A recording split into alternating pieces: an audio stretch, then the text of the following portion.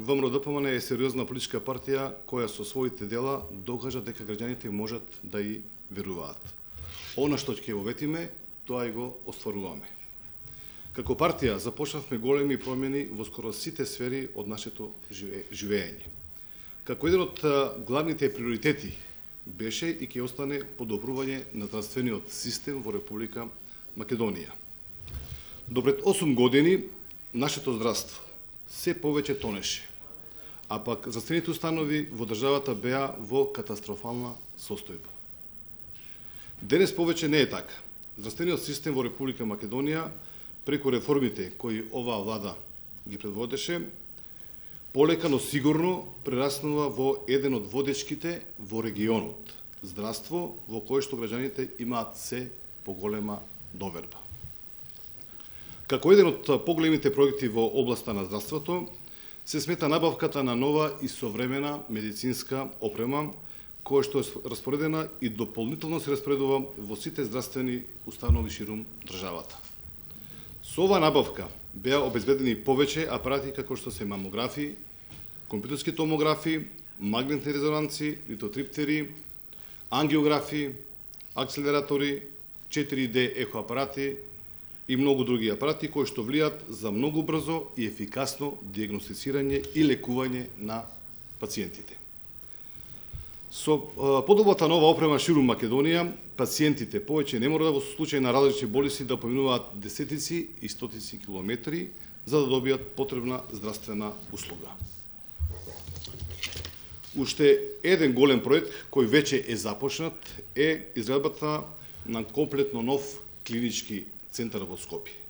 Новиот клинички центар се очекува да биде готов за 3 години и да овозможи уште подобри и поквалитетни услови и грижа за пациентите.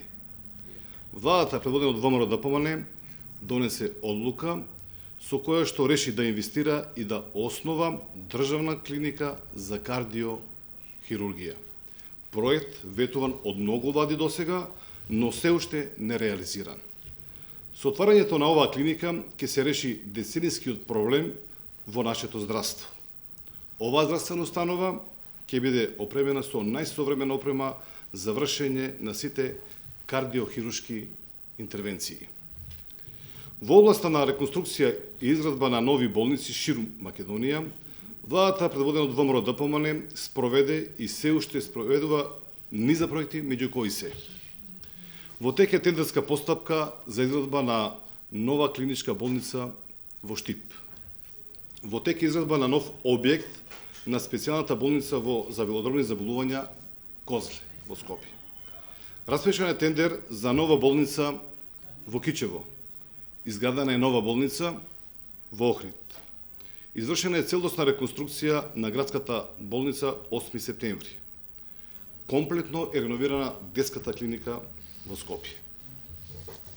Извршена е целосна реконструкција на геронтолошкиот завод 13 ноември. Пуштена е во употреба новата клиника за гинекологија и акушерство. Со проектот изградба на амбуланти во рурални средини, до овој момент се изградени вкупно 14 амбуланти, низ повеќе рурални средини, таму каде што има потреба.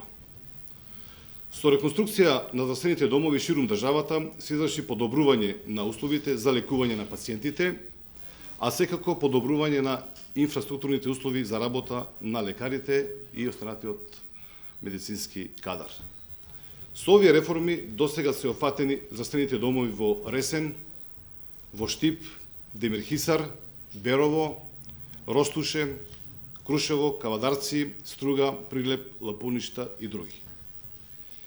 Инвестициите во ресорот на здравство представуваат сериозни проекти од кои најголем бенефит ќе имаат сите граѓани и здравствените работници.